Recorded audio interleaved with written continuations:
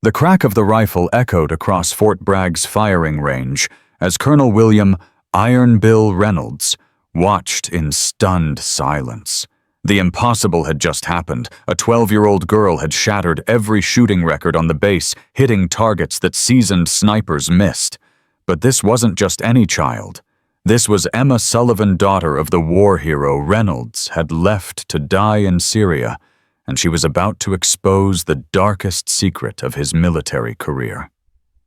Stay with me until the end of this incredible true story, and let me know in the comments what city you're watching from. I want to see how far Emma's legacy has traveled around the world. The August sun blazed mercilessly over Fort Bragg's championship firing range, casting long shadows across the concrete barriers that separated the shooting lanes. The acrid smell of gunpowder hung thick in the humid North Carolina air, mixing with the metallic tang of hot brass casings scattered across the ground like fallen stars. This was hallowed ground for marksmen, a place where legends were born and careers were made or broken with a single shot. Colonel William "Iron Bill" Reynolds stood at the range master's station, his weathered hands clasped behind his ramrod straight back, surveying his domain with the cold satisfaction of a man who had never met a challenge he couldn't crush. At 53, Reynolds was a monument to military precision. Every crease in his uniform could cut glass, every ribbon on his chest told a story of battlefield dominance, and every word from his mouth carried the weight of absolute authority. His steel-gray eyes missed nothing, and his reputation for breaking down cocky recruits was legendary throughout the base. "Listen up, maggots!" Reynolds's voice boomed across the range, cutting through the ambient noise of distant artillery practice. "Today we separate the real soldiers from the weekend warriors. This isn't your neighborhood gun club. This is where we forge instruments of American military might." 24 elite soldiers from various special operations units stood at attention, their rifles gleaming in the afternoon sun. These weren't ordinary troops. They were the cream of the crop, hand-picked for advanced marksmanship training. Rangers, Green Berets, Delta Force operatives, and Navy SEALs all stood shoulder to shoulder, unified in their respect for the deadly art they were about to practice.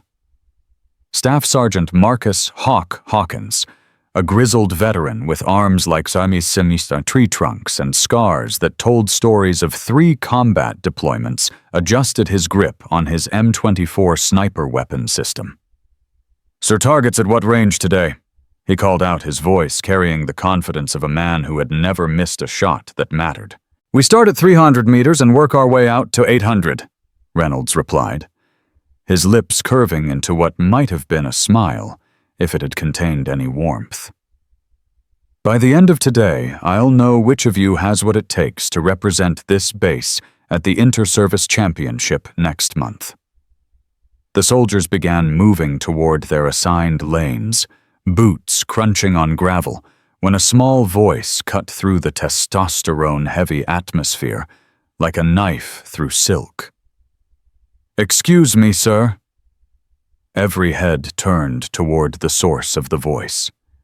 Standing at the entrance to the range, looking impossibly small against the backdrop of military might, was a girl who couldn't have been more than 12 years old.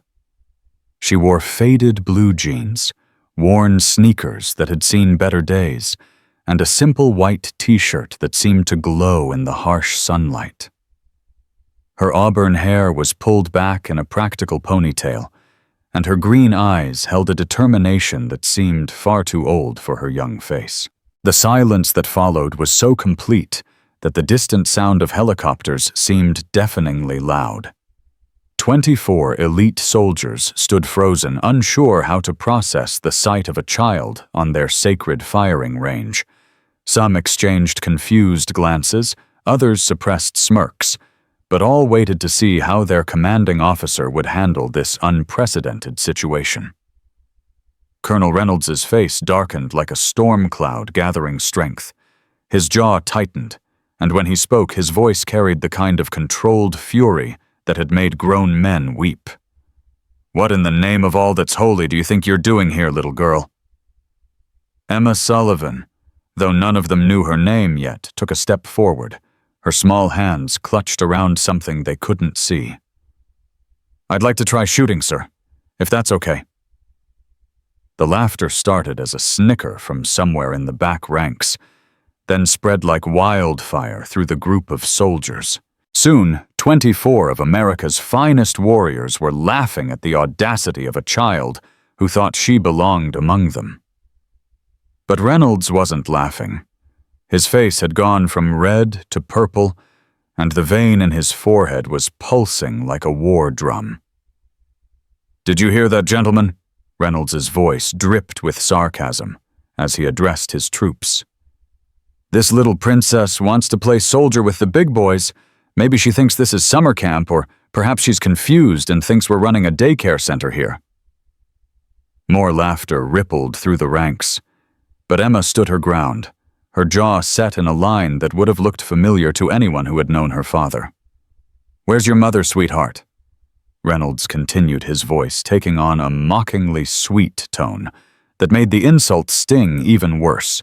"Did she drop you off at the wrong place? This isn't Girl Scout camp. This is a military installation where we train killers, not where little girls come to play dress-up." Staff Sergeant Hawkins shifted uncomfortably, something about the scene not sitting right with him. "Sir, maybe we should—" "Shut it, Hawkins," Reynolds barked, never taking his eyes off Emma. "I'm curious to see how far this little charade goes." He took several steps closer to Emma, using his considerable height and bulk to loom over her like a predator sizing up prey. "Tell you what, Princess, since you seem so eager to play with the grown-ups, let's make this interesting." Emma tilted her head up to meet his gaze, and Reynolds was momentarily surprised by the lack of fear in her eyes. Most adults wilted under his intimidating stare, but this child looked at him with something that might have been pity. "I'm listening, sir," she said quietly. Reynolds's smile was sharp enough to cut steel. "Here's the deal, little girl. I'm going to give you exactly one chance to prove you belong here. You see those targets way out there?" He pointed toward the far end of the range, where barely visible silhouettes stood like sentinels in the shimmering heat. "Those are 500-meter targets. That's over a quarter-mile away in case your elementary school math isn't up to the challenge." Several soldiers exchanged glances. 500 meters was no joke. It was a distance that challenged even experienced marksmen, requiring precise calculations for wind, bullet drop, and atmospheric conditions. "Even some of my best men struggle at that range," Reynolds continued, his voice growing louder as he warmed to his theme. "But since you're so confident, I'm going to let you try. When you fail miserably, you're going to walk your little behind right back through that gate and never set foot on my range again. Furthermore, you're going to apologize to every single one of these warriors for wasting their valuable training time with your childish fantasy." The laughter had died down now, replaced by an uncomfortable tension. Even the most hardened soldiers were beginning to feel that this had gone too far. A few whispered among themselves, but none dared speak up against their commanding officer. Emma nodded slowly, as if considering the terms of the challenge. "And if I succeed, sir?" The question caught Reynolds off guard. He had expected tears, perhaps an argument, maybe even a retreat. But the child's calm acceptance of his challenge and her follow-up question suggested a level of confidence that was either breathtakingly naive or based on something more substantial. "If you succeed," Reynolds threw back his head and laughed, a harsh barking sound devoid of humor. "Sweetheart, that's like asking what happens if pigs start flying. But sure, let's play pretend. If you can hit even one target at 500 meters, which you can't, I'll personally recommend you for every shooting program on this base." "Deal," Emma said without hesitation. Reynolds's expression shifted from amusement to irritation. The child's confidence was beginning to grate on him, and he found himself genuinely annoyed by her refusal to be intimidated. "Fine. Hawkins, set this little girl up with a rifle. Let's get this comedy show over with so we can get back to real training." Staff Sergeant Hawkins hesitated. "Sir, maybe we should contact her parents first." Or, "Did I stutter, Sergeant?" Reynolds' voice cracked like a whip. "Give her a rifle and let Darwin sort it out." Reluctantly, Hawkins approached Emma with an M4 carbine, the lightest rifle available, though still substantial for a child her size. But as he extended the weapon toward her, Emma shook her head. "Thank you, but I have my own," she said finally, revealing what she had been clutching in her small hands. The rifle she produced was unlike anything currently in service. It was clearly military in origin, but older a customized M24 sniper weapon system that had seen considerable use, but was maintained with obvious care.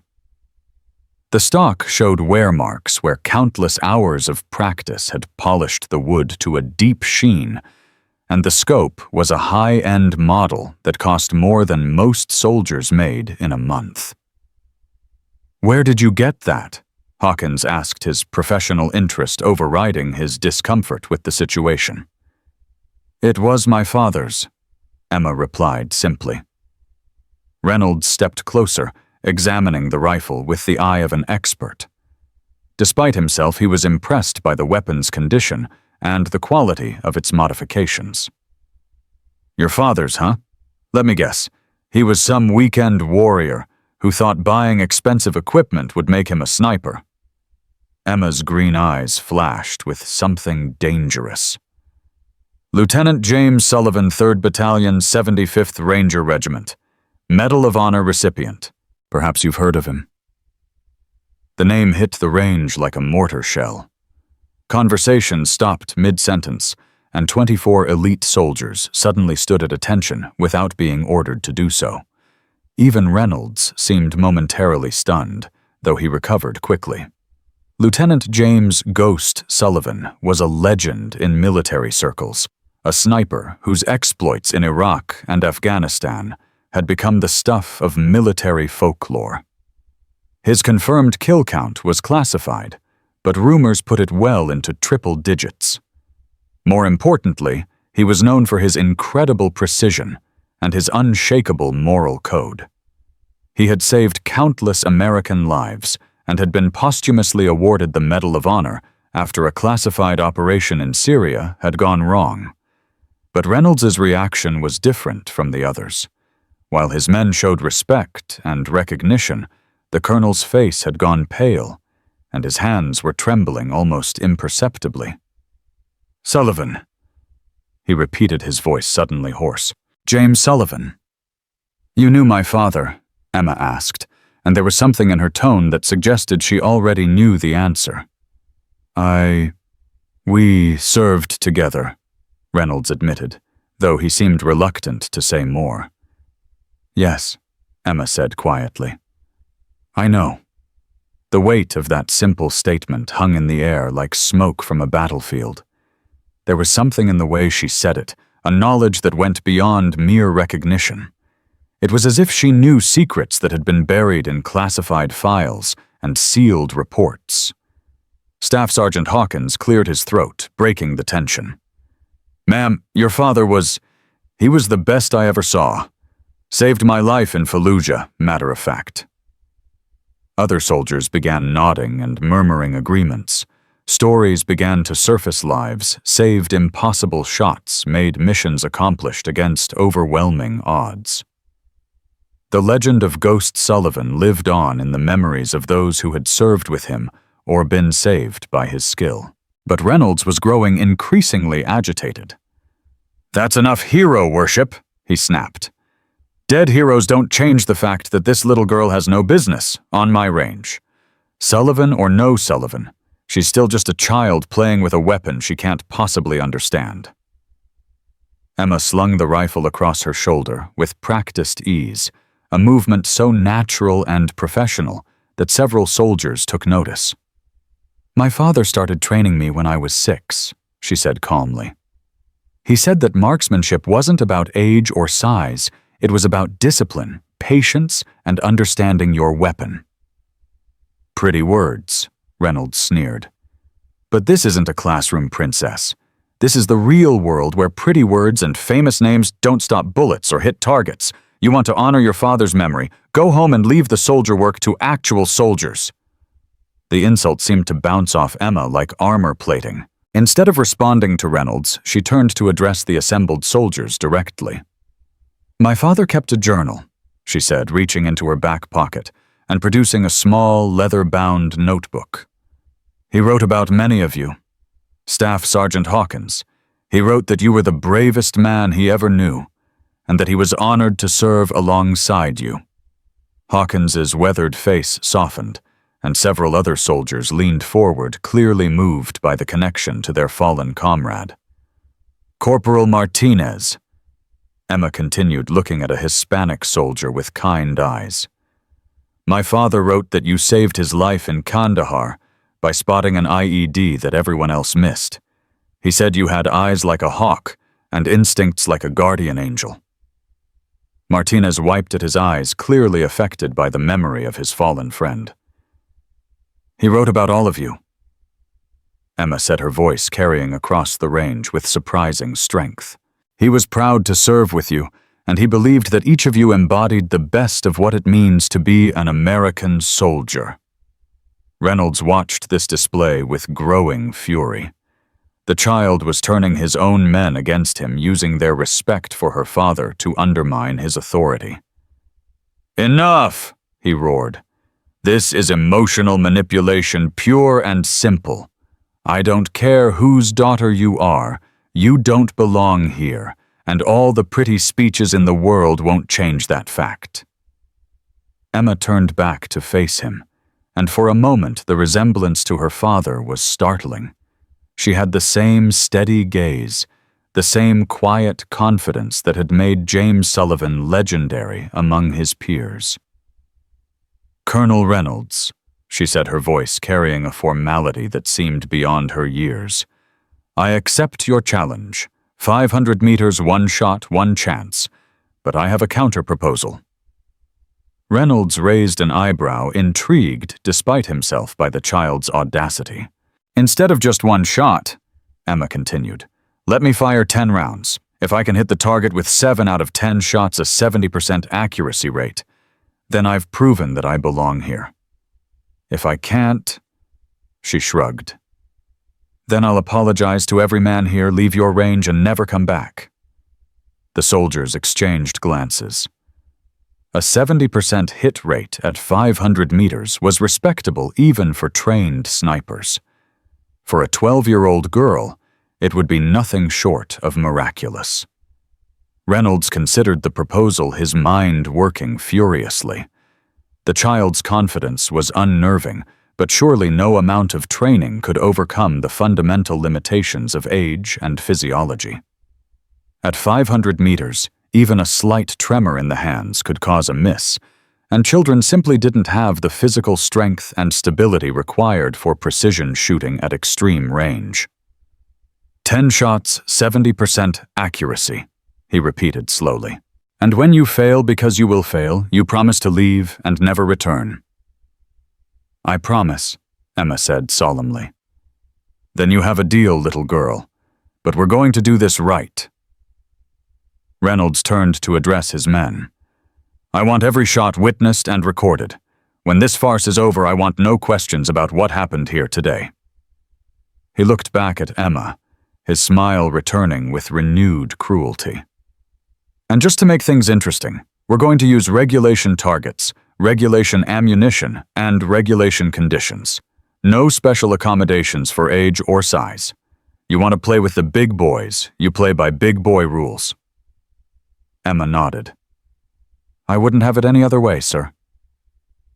As the soldiers began preparing the range for the unprecedented challenge, whispered conversations broke out among the ranks. Some were placing informal bets.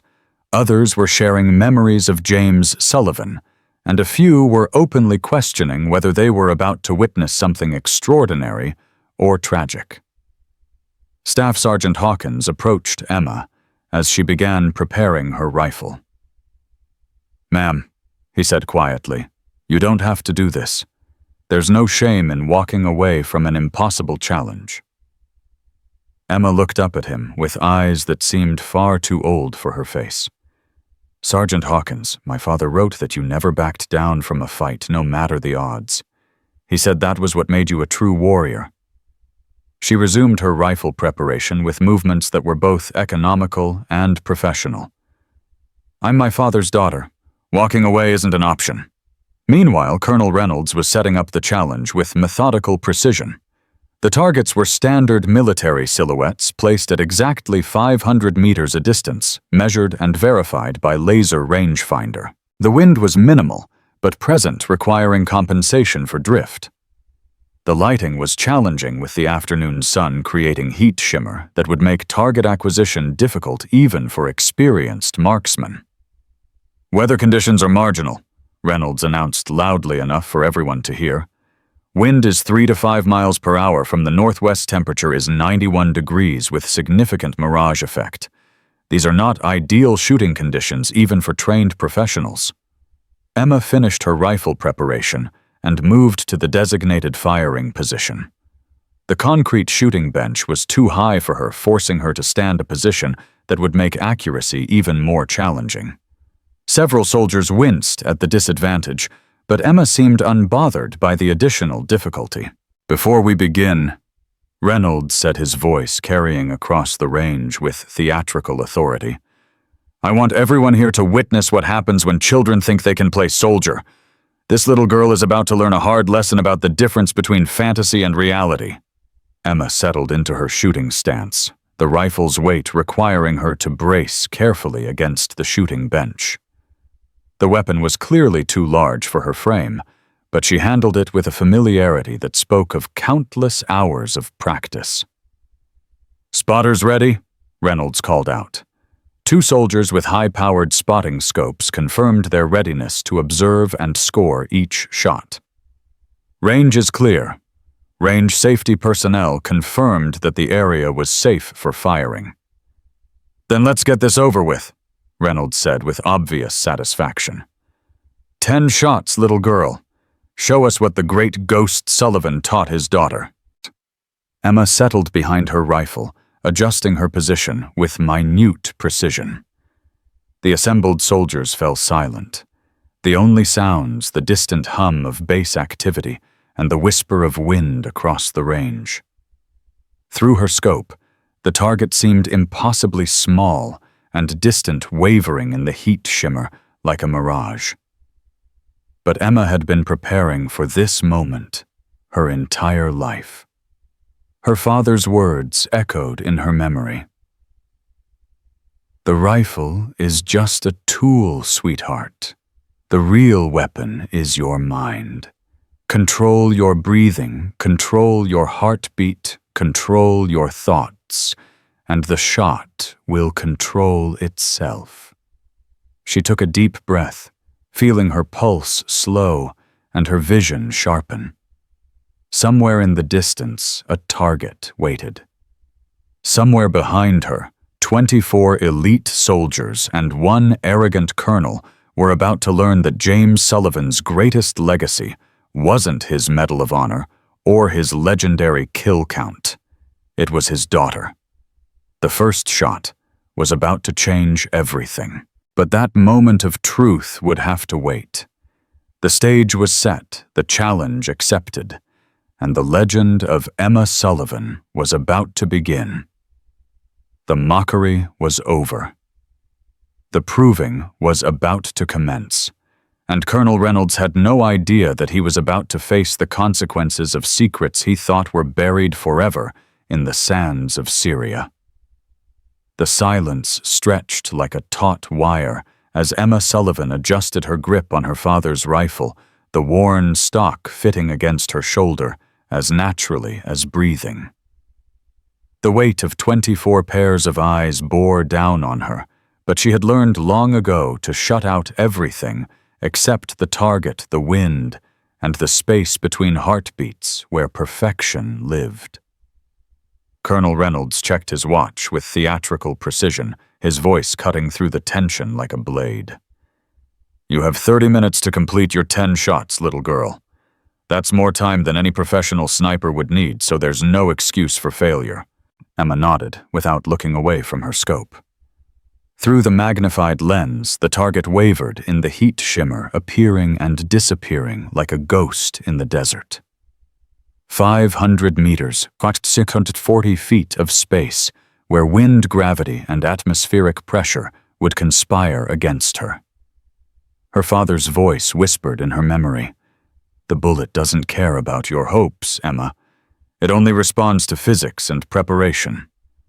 Staff Sergeant Hawkins positioned himself at the spotting scope, his weathered hands steady despite the emotional turmoil of watching James Sullivan's daughter prepare to either triumph or face humiliation. "Winds picked up slightly," he called out, his voice carrying the professional detachment of a career soldier. "Now reading 5 to 7 miles per hour northwest." "Noted," Emma replied, her voice barely above a whisper as she made minute adjustments to her scope. The rifle had been zeroed at 300 meters, requiring her to compensate for the additional bullet drop at the extended range. Mathematics and muscle memory guided her movements as she calculated the necessary elevation adjustment. Reynolds moved closer, his boots crunching on the gravel as he positioned himself where he could watch both Emma and the target. "Having second thoughts, Princess? It's not too late to walk away and save yourself the embarrassment." For the first time since arriving at the range, Emma looked directly at him, and Reynolds was struck by the unwavering determination in her green eyes. "Colonel, my father taught me that doubt is a luxury soldiers can't afford. I'm not here to think, I'm here to shoot." The assembled soldiers exchanged glances at the maturity in her voice. Corporal Martinez, the Hispanic soldier Emma had mentioned from her father's journal, stepped closer to the firing line. "Ma'am, your father once told me that shooting was like prayer. It required complete faith in the outcome before you could achieve it." Emma's expression softened slightly. "He said the same thing to me. He also said that every shot carries the weight of everyone counting on you to succeed." Reynolds felt a flicker of unease at the reverent way the soldiers spoke about Sullivan. The dead man's influence seemed to reach across the grave, and the colonel found himself remembering details he had spent years trying to forget. Syria. The delayed coordinates. The rescue that never came. Secrets that had advanced his career and haunted his dreams. "Enough philosophy," Reynolds snapped more harshly than he had intended. "Let's see if Daddy's little princess can actually back up all this pretty talk." Emma settled back into her shooting position, her breathing falling into the rhythm her father had taught her. Inhale for 4 counts. Hold for 2. Exhale for 6. Hold for 2. And in the pause between breaths, when the heart was still and the body was balanced, that was when miracles happened. The first shot would set the tone for everything that followed. Emma knew that Reynolds expected her to fail quickly and spectacularly, giving him the satisfaction of watching James Sullivan's daughter crumble under pressure. But as she peered through the scope, adjusting for windage and elevation, she felt the presence of her father as surely as if he were standing beside her. "The first shot is always the most important, Emma. Not because it's the hardest, but because it tells you everything you need to know about the conditions.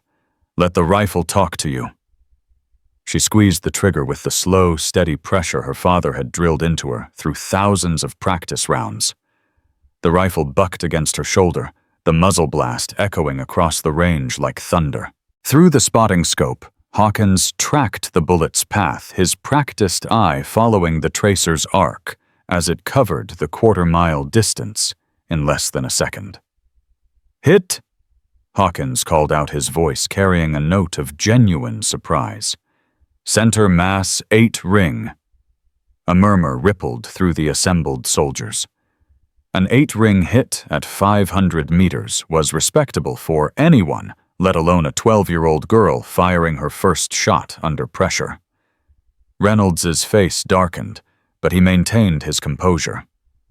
One lucky shot proves nothing. Let's see if she can repeat it. Emma was already cycling the bolt, chambering her second round with practiced efficiency. The first shot had told her everything she needed to know about the conditions. The wind was steadier than the instruments indicated, and the temperature was causing more mirage effect than she had initially calculated. She made fractional adjustments to her point of aim. The second shot followed 10 seconds later. Another hit, this one scoring a 9. The third shot scored a 10 dead center. By the fourth shot, the murmurs among the soldiers had stopped. 24 elite warriors stood in absolute silence watching something that defied their understanding of what was possible. Emma Sullivan wasn't just hitting the targets, she was grouping her shots with precision that would have been impressive at half the distance. Reynolds found himself gripping his clipboard so tightly that his knuckles had gone white. This wasn't going according to plan. The child should have failed by now, should have been reduced to tears, and sent away with her tail between her legs. Instead, she was performing at a level that challenged some of his best snipers. "Fifth shot coming," Emma announced quietly, her voice carrying the calm professionalism of a seasoned marksman. The bullet found its mark with devastating precision, another 10-ring hit. Corporal Martinez whistled low under his breath. "Jesus Christ," he whispered to the soldier next to him. "She's shooting like her old man." "Better," Hawkins corrected, never taking his eye from the spotting scope. Ghost Sullivan was good, but this is something else entirely. Reynolds overheard the comment and felt a surge of anger mixed with something that might have been fear. "It's 5 shots," he barked, addressing the assembled soldiers. "Anyone can get lucky for 5 shots. Let's see what happens when the pressure really builds." But Emma seemed immune to pressure. If anything, she appeared to be settling into a rhythm that transcended the physical act of shooting. Each shot flowed naturally into the next, her movements economical and precise.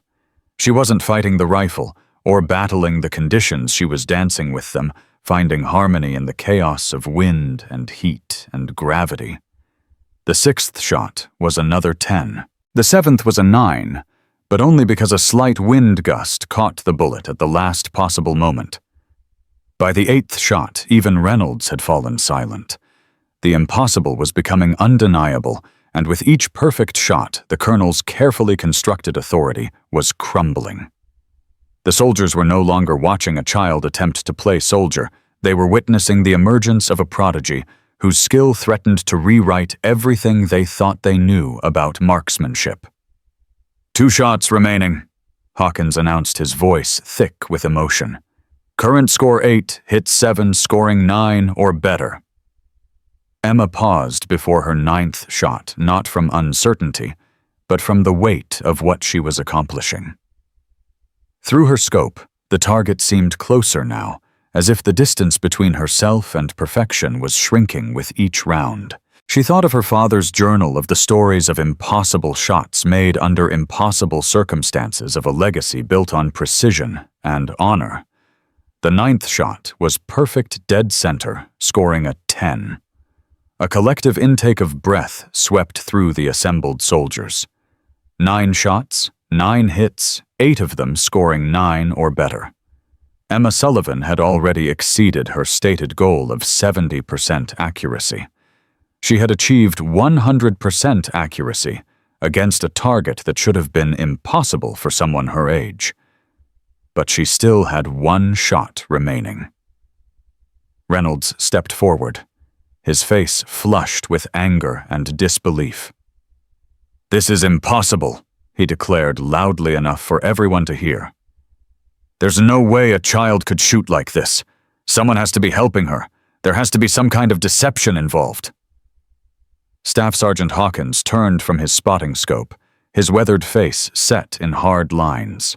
Sir, with all due respect, I've been watching every shot through the scope. There's no deception here. This young lady is shooting at a level that most of us can only dream about. I don't believe it, Reynolds insisted. Check her rifle. Check the ammunition. Check something, because this is scientifically impossible. Emma finally looked up from her scope, and when she spoke, her voice carried a quiet authority that seemed to age her beyond her years. Colonel Reynolds, are you suggesting that I'm cheating? The directness of the question caught Reynolds off guard. He had expected denial or emotional breakdown, not this calm challenge to his accusations. I'm suggesting that what I'm seeing defies explanation. It defies your understanding, Emma corrected gently. That's not the same thing. She returned to her rifle, settling into position for her final shot. The pressure of the moment seemed to intensify, as if the entire base was holding its breath. This wasn't just about hitting a target anymore, it was about proving that James Sullivan's legacy lived on in ways that no one had imagined. The 10th shot was the longest Emma had ever taken to fire. She seemed to exist in a space outside of time, where heartbeats slowed and the world narrowed to a single point of light through her scope. When the shot finally came, it seemed almost anticlimactic, a gentle squeeze, a familiar recoil, and then silence. Hit, Hawkins called out, his voice cracking with emotion. 10 ring, dead center, 10 shots, 10 hits, 9 of them scoring 9 or better. The silence that followed was profound. 24 elite soldiers stood in stunned amazement while Colonel Reynolds stared at the target as if it had personally betrayed him. Emma Sullivan had just accomplished something that would become legend-perfect accuracy at 500 meters under pressure in challenging conditions at the age of 12. But more than that, she had done something that struck at the heart of every soldier present. She had connected them to her father in a way that transcended death, proving that some legacies were too powerful to be buried. Emma carefully safed her rifle and stood her movements deliberate and respectful. 10 shots, 10 hits, she announced quietly. I believe that exceeds the 70% accuracy requirement we agreed upon. Reynolds's mind raced as he tried to process what had just happened. His simple plan to humiliate an impudent child had backfired spectacularly. Not only had Emma succeeded beyond anyone's wildest expectations, but she had done so in front of his best soldiers, who were now looking at him with expressions that ranged from disappointment to outright hostility. This proves nothing, Reynolds said finally, his voice lacking its earlier conviction. Anyone can get lucky once. Marksmanship is about consistency over time, not isolated performances. Corporal Martinez stepped forward, his face flushed with anger. Sir, that wasn't luck. I've never seen shooting like that from anyone, including instructors at sniper school. Martinez is right, added another soldier. That was precision at a level that most of us couldn't achieve on our best day. Reynolds felt the situation slipping away from him.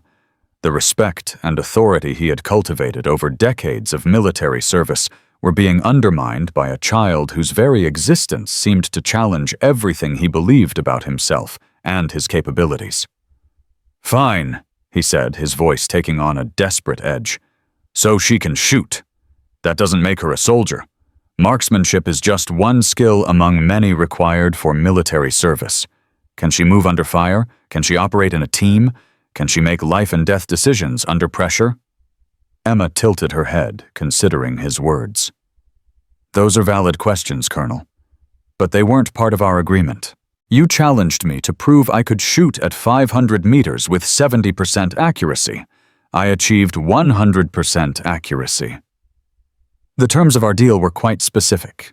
She continued, her voice carrying the precision of her shooting. If I succeeded, you would personally recommend me for every shooting program on this base. I'm prepared to hold you to that agreement. Reynolds's face went pale as he realized the trap he had walked into. In his arrogance and certainty of Emma's failure, He had made a promise that was now coming back to haunt him. Recommending a 12-year-old girl for military shooting programs would be career suicide, but backing down from his word in front of his men would be equally damaging. "Now wait just a minute," Reynolds began, but Emma held up a small hand to stop him. "Colonel, before you say anything else, there's something you should know." She reached into her back pocket and withdrew her father's journal, the leather cover worn smooth by countless handling. "My father wrote extensively about his time in the military, including his service under your command." Reynolds felt the blood drain from his face. The journal was a potential time bomb filled with observations and experiences that could destroy careers and reputations. "What does that have to do with anything?" "He wrote about Syria," Emma said simply, and the two words hit Reynolds like physical blows. The soldiers around them sensed the shift in atmosphere, the way the confrontation had suddenly moved beyond questions of marksmanship to something darker and more personal. Staff Sergeant Hawkins stepped closer, his professional instincts telling him that he was about to witness something significant. "Syria was classified," Reynolds said carefully, his voice tight with warning. "Whatever your father may have written about classified operations has no bearing on what's happening here today." Emma opened the journal to a page marked with a faded ribbon. He wrote about a mission that went wrong, about delayed coordinates and missed extraction windows, about being left behind when rescue was possible. Reynolds's hands began to tremble, almost imperceptibly. The memories he had spent years suppressing came flooding back: radio calls, ignored extraction requests. Delayed a hero left to die because saving him would have complicated Reynolds's own version of events. "He wrote about you, Colonel." Emma continued, her voice never rising above a conversational tone. "About how you promised backup that never came. About how you filed reports that didn't match what actually happened in the field." The assembled soldiers exchanged glances, sensing undercurrents they didn't fully understand, but recognizing the gravity of the accusations being leveled. Medal of Honor recipients didn't die because of administrative errors. They died because someone made decisions that prioritized politics over human life. "You don't know what you're talking about," Reynolds said, but his voice lacked conviction. "Your father died a hero, and his sacrifice will not be diminished by the fantasies of a child." "He died a hero?" Emma agreed. "But he didn't have to die at all." She turned to address the assembled soldiers, her young voice carrying across the range with surprising authority. "My father wrote that the true measure of a soldier wasn't their skill with weapons or their courage under fire. He said it was their willingness to stand up for what was right, even when it was difficult or dangerous. He believed that honor wasn't just a word on a recruitment poster, it was a way of life that demanded sacrifice and integrity from everyone who wore the uniform." Several soldiers nodded in agreement, recognizing the philosophy that had made James Sullivan legendary among his peers. "I came here today not just to honor his memory by demonstrating the skills he taught me," Emma continued. "I came here to continue his work of standing up for what's right." Reynolds realized that he was losing control of the narrative.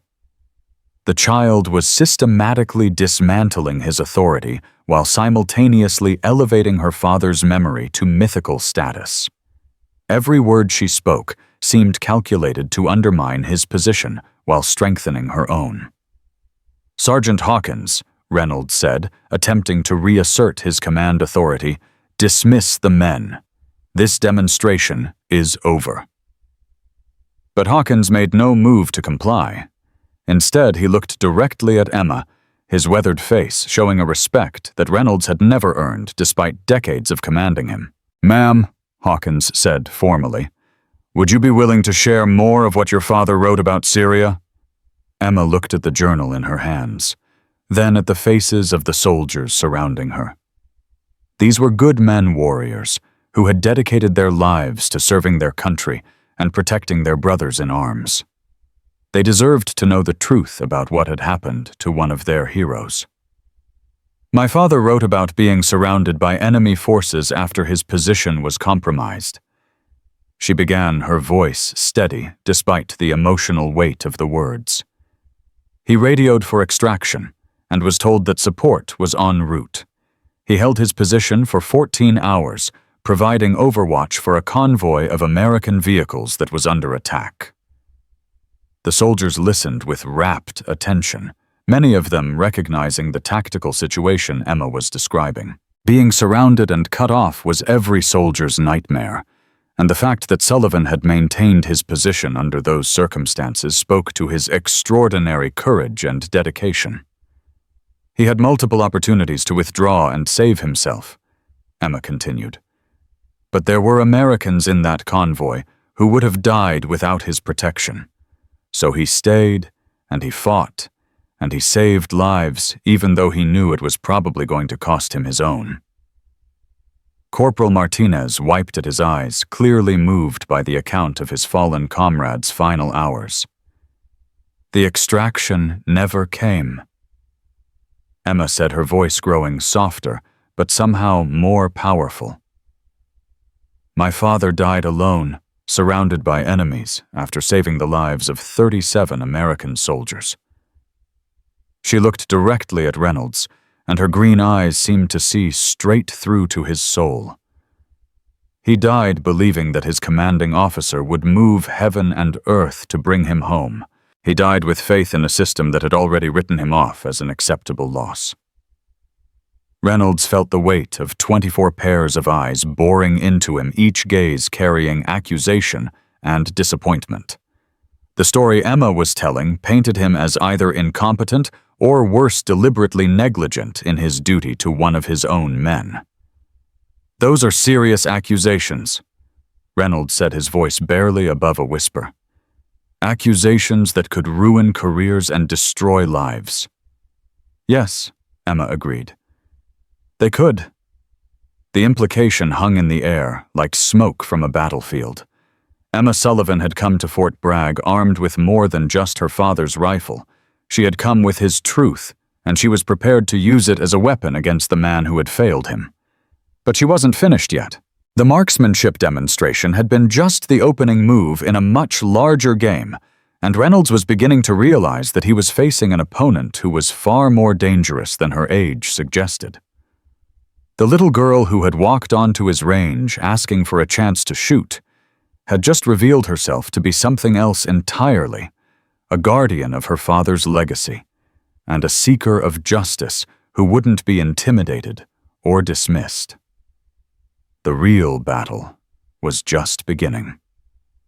The tension on the firing range had shifted from mere confrontation to something far more dangerous, the exposure of buried secrets that could destroy careers and reputations. Emma Sullivan stood at the center of it all, her father's journal clutched in her small hands like a sword of justice, while Colonel Reynolds found himself backed into a corner from which there might be no escape. "You're playing a dangerous game, little girl," Reynolds said, his voice low and threatening. Making accusations against a superior officer based on the ramblings in an old journal could be considered sedition. Emma's response was calm and measured, showing none of the fear that Reynolds had hoped to instill. "It's not sedition to tell the truth, Colonel. My father was very careful to document everything that happened in Syria. Times coordinates, radio transcripts, everything that would be needed to verify his account." Staff Sergeant Hawkins stepped forward, his weathered face creased with concern. "Ma'am, maybe we should take this somewhere more private. These kinds of allegations need to be heard by the people who served with my father," Emma finished. "These men have a right to know what really happened to James Sullivan." She opened the journal to another marked page, her finger tracing lines of her father's precise handwriting. He wrote down the exact time he requested extraction, 14:47 local time. He recorded the coordinates he transmitted, 36. 2048 degrees north, 37.1615 degrees east. He even noted the call sign of the officer who received his transmission. Reynolds felt the ground shifting beneath his feet. Those details were too specific to be fabricated, too precise to be dismissed as the confused memories of a dying man. If Emma's father had indeed documented everything with that level of detail, then there would be records that could corroborate or contradict the official version of events. Alpha 7 Niner. Emma continued reading from the journal. That was the call sign for the command post that received my father's final transmission. The officer who acknowledged his request for extraction identified himself as Colonel William Reynolds. A murmur rippled through the assembled soldiers. They were beginning to understand that this wasn't just about a child's marksmanship demonstration. This was about accountability for the death of a genuine American hero. Corporal Martinez found his voice first. "Sir, if Lieutenant Sullivan transmitted those coordinates and requested extraction, why wasn't support sent?" Reynolds's mind raced as he tried to formulate a response that wouldn't incriminate him further. "Battlefield situations are complex," he said carefully. "Resources were limited, and command had to make difficult decisions about where to deploy assets." "My father understood battlefield complexity," Emma replied. "He also understood that soldiers don't leave their brothers behind unless someone makes a conscious decision to abandon them." She turned to another page in the journal, her voice taking on the cadence of someone reading testimony rather than personal reminiscences. 14-52. Transmitted coordinates again. Confirmed enemy positions and requested immediate extraction. Alpha 7 Niner acknowledged but provided no timeline for support. 15-15. Enemy contact intensified. American convoy under heavy fire, 3 clicks south of my position. Maintaining overwatch despite exposed position. Requested permission to withdraw to secondary position. Alpha 7 Niner denied request, ordered me to maintain current position. The soldiers exchanged glances as they began to piece together the tactical situation. Sullivan had been ordered to remain in an exposed position that was becoming increasingly dangerous, preventing him from seeking cover that might have saved his life. 15-47. Convoy has taken multiple casualties, providing precision fire support to allow wounded evacuation. Enemy forces attempting to flank my position. Requested immediate extraction or reinforcement. Alpha 7 Niner acknowledged, but provided no support. Emma's voice never wavered as she continued reading, but the emotional weight of her father's final hours was evident in the tears that had begun to track down her cheeks. 16-23. Position compromised. Enemy forces have my location. Ammunition running low. Convoy successfully evacuated with all wounded. Mission complete. Requesting emergency extraction. Alpha 7 Niner. No response. The silence that followed was deafening.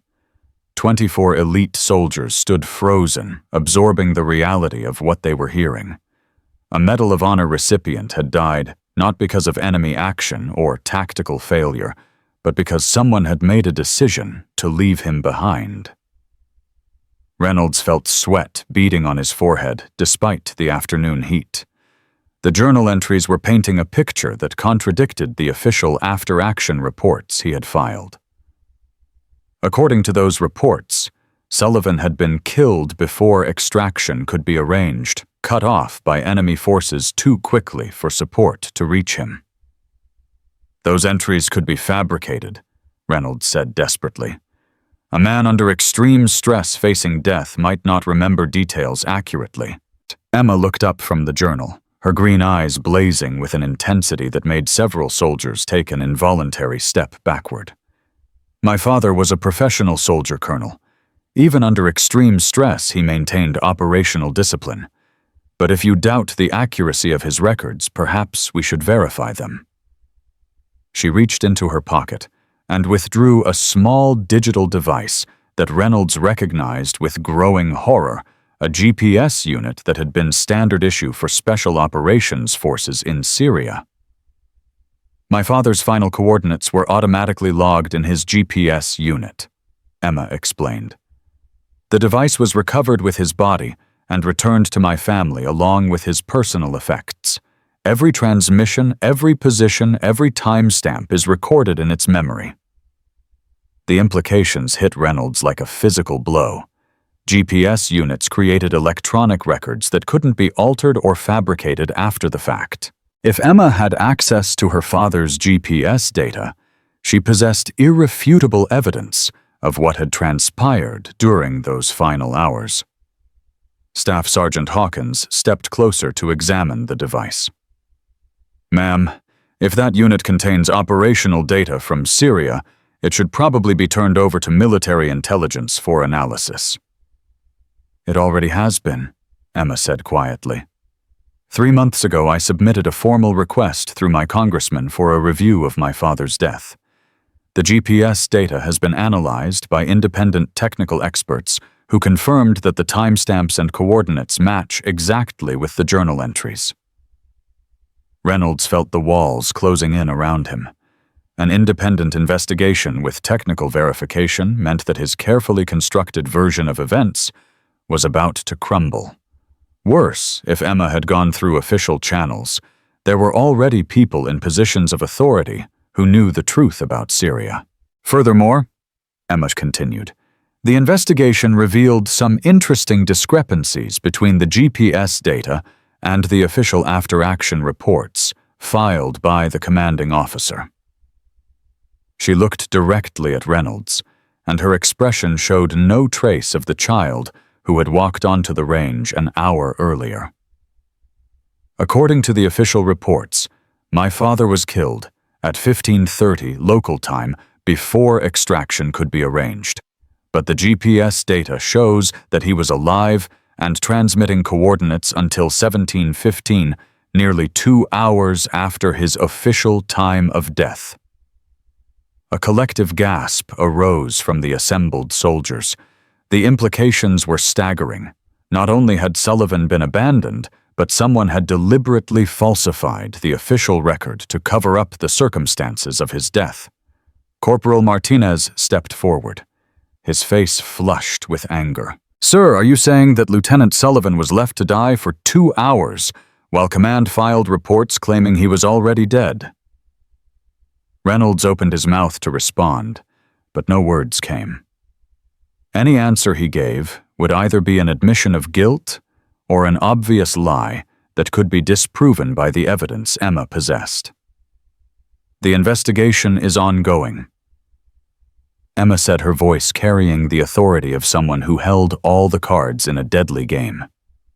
"But preliminary findings suggest that someone deliberately delayed extraction to avoid complications with a simultaneous operation that was deemed more politically important." She paused, letting the weight of her words sink in before delivering the final blow. "The investigation also revealed that the commanding officer responsible for the delayed extraction was subsequently promoted and decorated for his handling of the Syria operation." Every eye turned to Reynolds, whose chest was now decorated with ribbons and medals that suddenly seemed less like honors and more like evidence of betrayal. The soldiers who had respected his authority were beginning to see him in an entirely different light. "These are very serious allegations," Hawkins said carefully, his professional training warring with his emotional response to the revelations. If they're true, then Lieutenant Sullivan died because someone valued career advancement over the life of an American hero, Emma finished, and that someone has spent the last 3 years being praised and promoted while my father's sacrifice has been reduced to a footnote in official reports. Reynolds finally found his voice, though it came out as a hoarse whisper. "You don't understand the complexities of that operation. There were factors beyond your father's situation that had to be considered." "Such as?" Emma challenged. "Classified factors," Reynolds replied, grasping for any defense that might preserve his position. Operational security concerns that prevented immediate extraction. Emma smiled for the first time since arriving at the range, but it was a cold expression that carried no warmth. Actually, Colonel, those classified factors are part of the congressional investigation. As the daughter of a deceased Medal of Honor recipient, I have been granted access to the operational records through the Freedom of Information Act.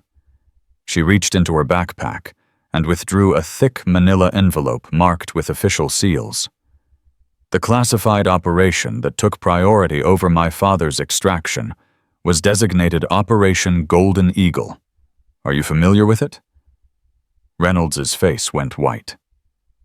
Operation Golden Eagle had been his ticket to promotion, a high-profile mission to capture a terrorist leader that had made headlines and advanced his career.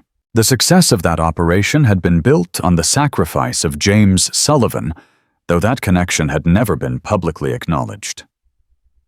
Operation Golden Eagle successfully captured Ahmed al-Rashid, a high-value target who was subsequently transferred to CIA custody. Emma continued reading from official documents. The operation was hailed as a major intelligence victory and resulted in commendations for several officers involved in its planning and execution. She looked up from the documents, her gaze fixed on Reynolds. What wasn't mentioned in the official reports was that Golden Eagle required every available helicopter and support asset in the region. My father's extraction was delayed not because of enemy action, but because you didn't want to divert resources from your career-making mission. The assembled soldiers were no longer just witnesses to a confrontation. They were jury members hearing evidence of betrayal that struck at the heart of military brotherhood. The unwritten code that soldiers never leave their comrades behind had been violated for political gain. Corporal Martinez spoke for all of them when he said, "Sir, you let Ghost Sullivan die so you could capture one terrorist." It wasn't that simple, Reynolds protested, but his voice lacked conviction. The bigger picture required difficult choices. The bigger picture, Emma repeated softly. Is that what you called it when you filed reports claiming my father was already dead? Was that part of the bigger picture too? Reynolds realized that any further denials would only make his situation worse. Emma Sullivan had come prepared for war, armed with evidence that could destroy not just his career, but his freedom. Military officers who falsified reports and caused the deaths of their own men faced court-martial and potential life imprisonment. "What do you want?" he asked, finally, the words barely audible. Emma closed the manila envelope and tucked it back into her bag, her movements deliberate and measured. "I want the truth about my father's death to be acknowledged. I want the official records corrected to reflect what actually happened in Syria. And I want to ensure that no other soldiers die because their commanding officers prioritize politics over their duty to their men." She paused, studying Reynolds's face with the intensity of a sniper acquiring a target. "But most importantly, I want to honor my father's memory by continuing his work." "What work?" Hawkins asked. Emma turned to address the assembled soldiers, her young voice carrying surprising authority. "My father believed that the military was more than just an organization. It was a brotherhood bound by honor and mutual sacrifice. He believed that every soldier, regardless of rank or assignment, had a duty to stand up for what was right. He also believed that marksmanship was more than just a military skill. It was a discipline that taught precision, patience, and responsibility. He dreamed of establishing a training program that would pass those values on to the next generation of soldiers." She looked back at Reynolds, whose face had aged years in the past hour. "Colonel, you promised to recommend me for every shooting program on this base if I could prove my marksmanship skills. I've done that and more. I'm prepared to hold you to that promise." Reynolds understood the trap he was in. Refusing to honor his commitment would be a public admission that he couldn't be trusted to keep his word. But recommending a 12-year-old girl for military programs would raise questions he wasn't prepared to answer. However, Emma continued, I'm prepared to modify our agreement. How? Reynolds asked warily. Instead of seeking admission to existing programs, I propose establishing a new one, the James Sullivan Memorial Marksmanship Program, a training initiative that would teach precision shooting skills while emphasizing the ethical responsibilities that come with those abilities. The suggestion caught everyone off guard. Emma wasn't seeking personal gain or revenge. She was proposing to transform her father's legacy into something that could benefit future generations of soldiers. The program would be open to military personnel of all ranks and specialties, Emma explained. It would emphasize not just technical skills, but the moral foundation that my father believed was essential for anyone entrusted with the power to take life. Staff Sergeant Hawkins nodded approvingly. That sounds like something Ghost Sullivan would have supported. He always said that shooting was as much about character as it was about skill. The program would also include a research component, Emma added, investigating cases where operational decisions may have compromised soldier safety, a kind of institutional memory to ensure that the mistakes of the past aren't repeated in the future. Reynolds realized that Emma was offering him a way out, a chance to transform his betrayal of her father into something positive, while simultaneously creating a mechanism to prevent similar betrayals in the future.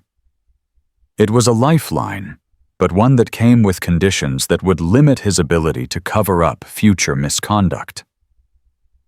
You're asking me to establish a program that would essentially police command decisions, Reynolds said. I'm asking you to establish a program that would honor my father's memory while serving the best interests of the soldiers under your command, Emma corrected. Unless you prefer the alternative. As the alternative congressional investigation court-martial disgrace and imprisonment hung unspoken in the air between them.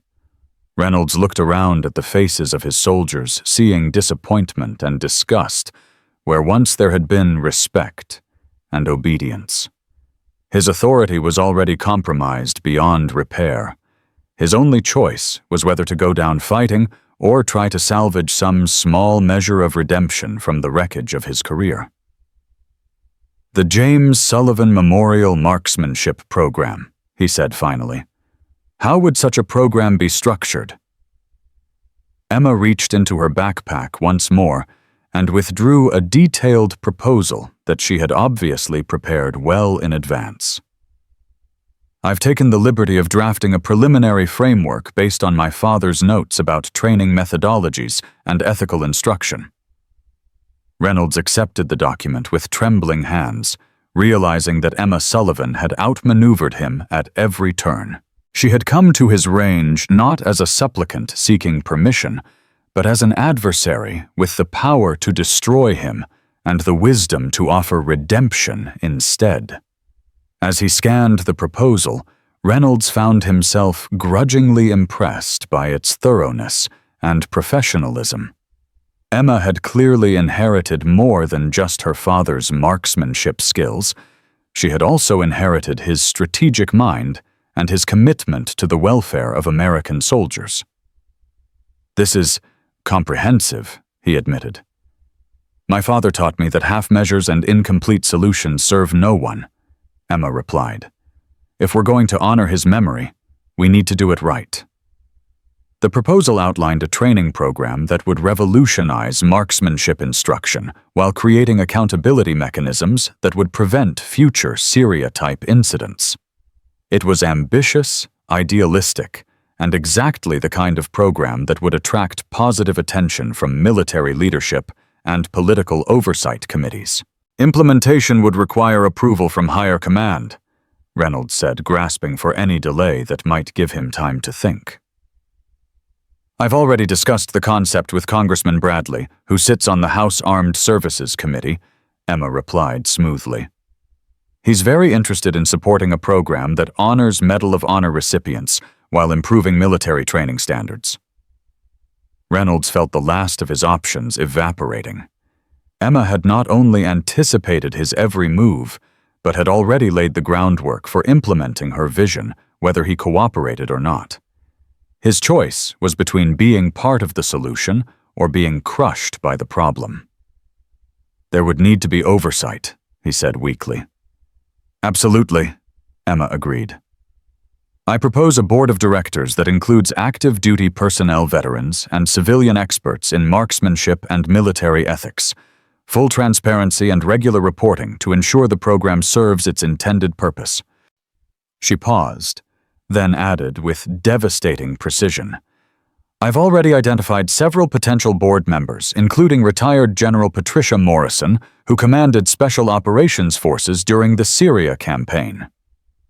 Reynolds knew General Morrison's reputation. She was known for her unwavering integrity and her intolerance for officers who put their careers ahead of their responsibilities to their soldiers. If Morrison was involved in the oversight of the program, it would be impossible for Reynolds to manipulate or subvert its mission. "I need time to consider this proposal," Reynolds said. "Of course," Emma replied graciously. "But given the ongoing congressional investigation and the media interest in my father's story, I would suggest that time is somewhat limited." The threat was delivered with such polite restraint that it took Reynolds a moment to realize he had just been given an ultimatum. Emma Sullivan was offering him the chance to be part of the solution, but that offer wouldn't remain open indefinitely. As the afternoon sun began to cast longer shadows across the firing range, Reynolds found himself facing the most important decision of his military career. He could continue fighting a battle he couldn't win, or he could accept Emma's offer and try to build something positive from the ruins of his reputation. The choice, like the perfect shots Emma had fired earlier, would define everything that came after. The weight of decision hung heavy in the air as Colonel Reynolds stared at the proposal in his hands, the detailed framework for the James Sullivan Memorial Marksmanship Program, representing both his potential salvation and the complete dismantling of everything he had built his career upon. Around him, 24 elite soldiers waited in tense silence, their respect for their commanding officer having evaporated like morning mist under the scorching heat of Emma's revelations. "I'll need 48 hours to review this properly and coordinate with base command," Reynolds said finally, his voice hollow with defeat. Emma nodded graciously, but her green eyes remained sharp and calculating. "Of course, Colonel. But I should mention that Congressman Bradley's office has scheduled a press conference for Monday morning to discuss the congressional investigation into my father's death. I'm sure they would be interested to hear about any positive developments regarding memorial programs." The timeline was another masterful stroke. Reynolds had less than 72 hours to either embrace Emma's proposal or face public humiliation as the story of Syria broke in the national media. The girl had orchestrated every detail with the precision of a military campaign. Staff Sergeant Hawkins cleared his throat, breaking the uncomfortable silence. "Ma'am, if I may ask what happens to the program if the colonel decides not to support it?" Emma's smile held no warmth as she turned to address the veteran soldier. "The program will be established regardless, Sergeant. The only question is whether it happens with Colonel Reynolds's cooperation or in spite of his opposition." She gestured toward the assembled soldiers, her voice taking on the cadence of a commander addressing her troops.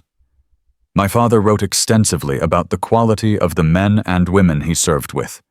He believed that American soldiers represent the finest traditions of honor, courage, and sacrifice. This program will happen because people like you deserve leaders who embody those same values." Corporal Martinez stepped forward, his weathered face etched with determination. "Ma'am, speaking for myself, and probably most of the men here, we'd be honored to support any program that honors Ghost Sullivan's memory." A murmur of agreement rippled through the ranks, and Reynolds watched with growing alarm as his authority dissolved before his eyes. The soldiers were no longer looking to him for leadership. They were turning to a 12-year-old girl who had demonstrated more integrity in one afternoon than he had shown in his entire career. "Gentlemen," Reynolds said sharply, attempting to reassert control, "you're still under my command, and I'll remind you that military discipline requires, 'With all due respect, sir.'" Hawkins interrupted his voice, carrying the weight of 3 decades of honorable service. "Military discipline also requires us to stand up for what's right. Ghost Sullivan died believing in that principle, and his daughter is asking us to honor it." The rebuke hit Reynolds like a physical blow. Staff Sergeant Hawkins had served under him for 5 years, had followed his orders without question, through multiple deployments, and had never once challenged his authority. To see that loyalty crumble in real time was more devastating than any formal reprimand could have been. Emma seemed to sense the shifting dynamics and moved to consolidate her advantage. "Colonel Reynolds, I want you to understand that this isn't about revenge or punishment. This is about ensuring that my father's sacrifice means something beyond the medals and ceremonies." She opened her father's journal to another marked page, her voice softening as she read. He wrote, "The greatest tragedy wouldn't be dying for my country. It would be dying without making things better for the soldiers who come after me. That's what the memorial program represents, making things better." The emotional appeal was perfectly calculated to resonate with soldiers who understood the weight of service and sacrifice. Reynolds could see it in their faces, the way Emma's words connected with their own experiences of loss and commitment. The program would provide advanced marksmanship training that could save lives in combat.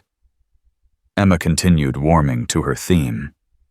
But more than that, it would create a culture of accountability that ensures commanders think of their soldiers as human beings rather than expendable assets. Reynolds found himself trapped between his survival instincts and a growing recognition that Emma's vision might actually represent something valuable.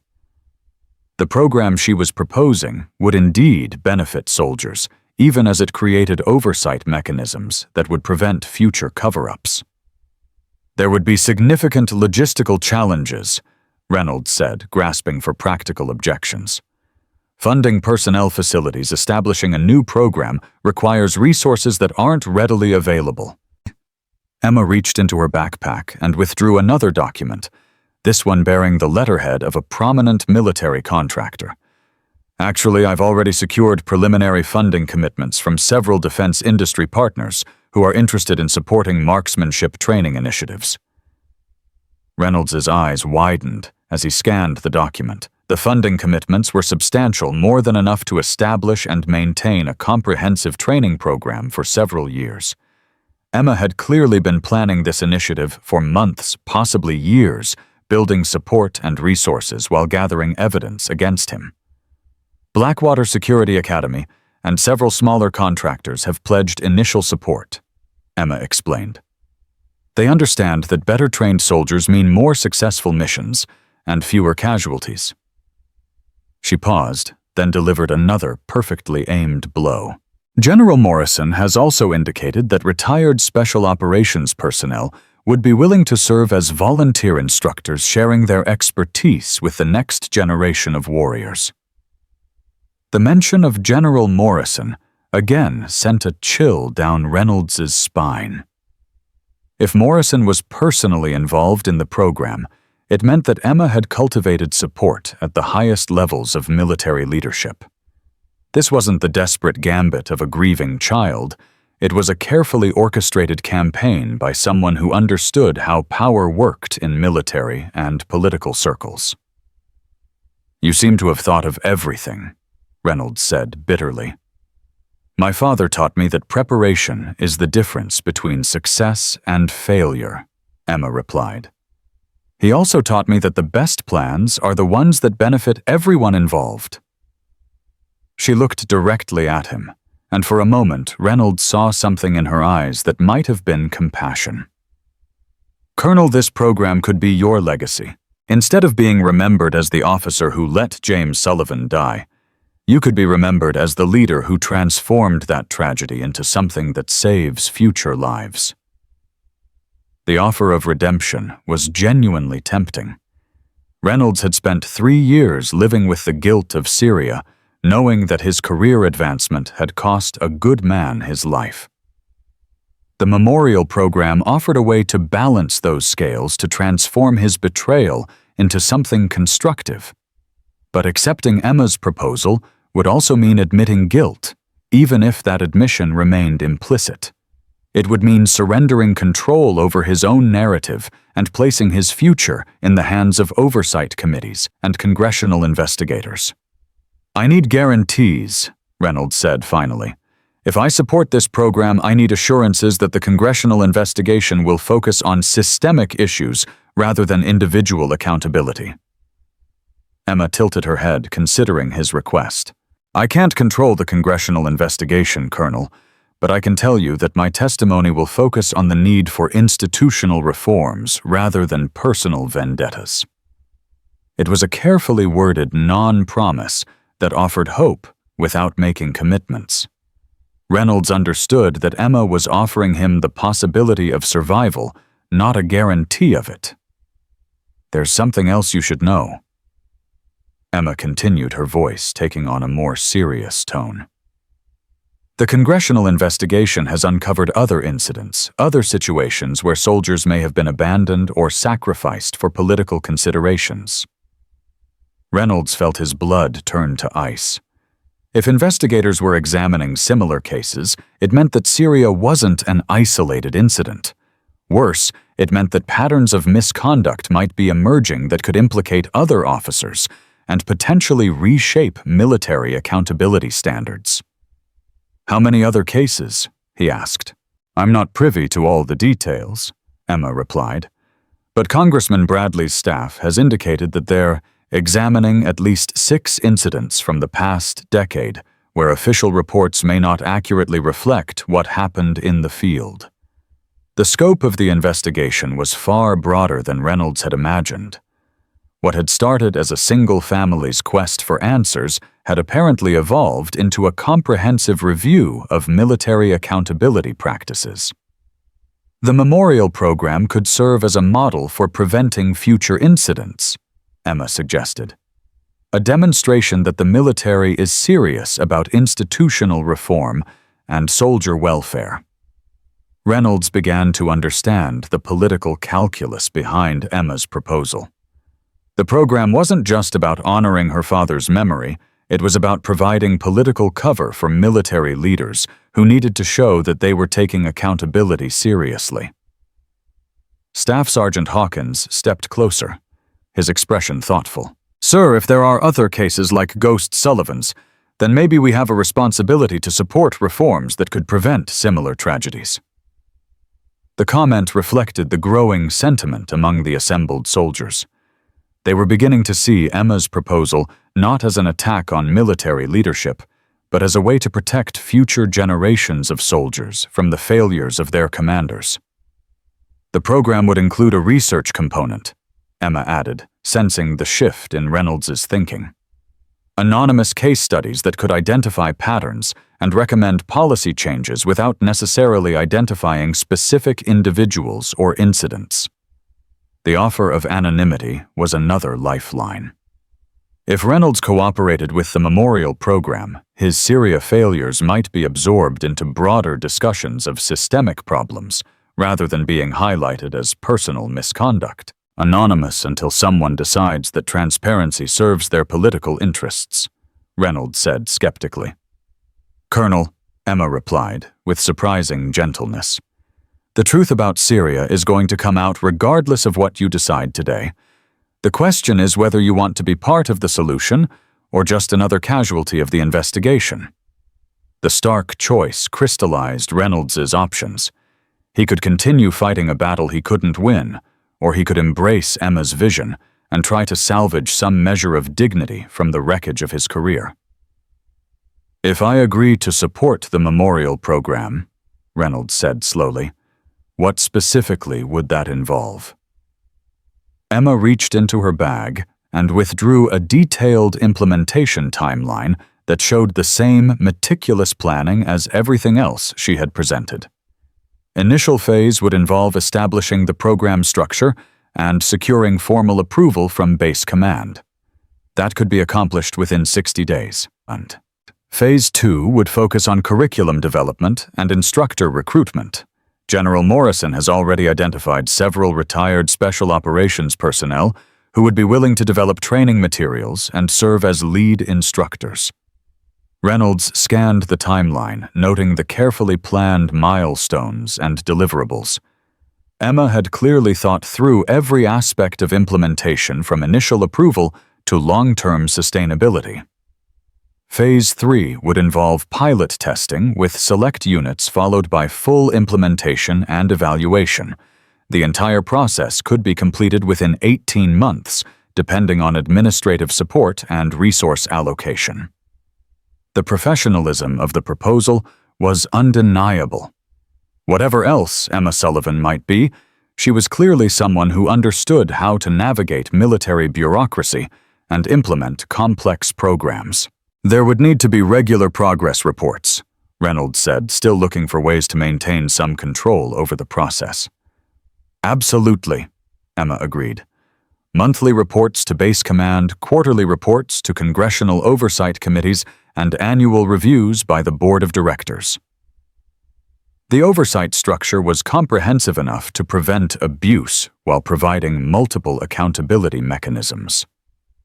Reynolds realized that Emma had designed a program that would be virtually impossible to corrupt or subvert. And if the program succeeds, Reynolds asked, what happens then? Emma's smile was the first genuinely warm expression she had shown since arriving at the range. Then it expands. Other bases, other branches of service international partnerships with allied militaries. My father's legacy becomes a force for positive change throughout the military community. The vision was ambitious enough to be inspiring and realistic enough to be achievable. Reynolds found himself imagining what it would feel like to be associated with something genuinely beneficial rather than constantly covering up failures and mistakes. There's one more thing, Emma said, her expression growing serious again. The program would include an annual ceremony honoring soldiers who died due to command failures or institutional negligence, not to assign blame but to ensure that their sacrifices aren't forgotten.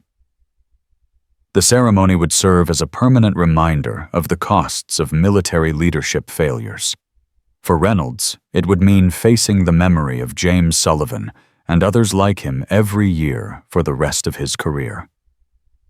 That's quite a burden to carry, Reynolds said quietly. It's the burden my father carried every day, Emma replied.